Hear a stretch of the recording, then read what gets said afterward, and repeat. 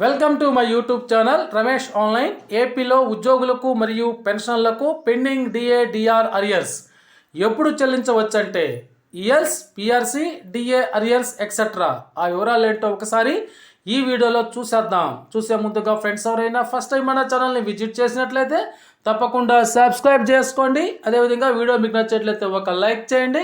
ఇక విషయానికి వచ్చినట్లయితే ఏపీలో ఉగాది కానుకగా చెల్లించే పెండింగ్ బిల్లులు ఉద్యోగులకా లేక పెన్షనర్లకా?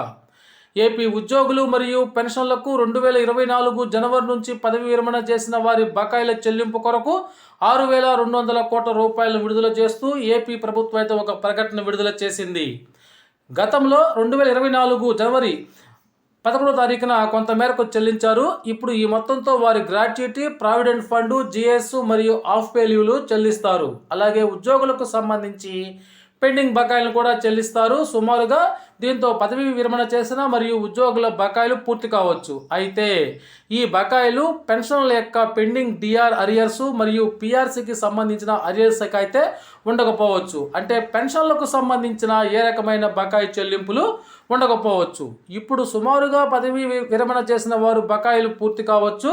తదుపరి పెండింగ్ పెన్షన్ల బకాయిలపైన దృష్టి సారించవచ్చు. ప్రస్తుతం 2 పెండింగ్ డిఏలు ఇవ్వవచ్చునని సమాచారం ఉన్నది. చూడాలి.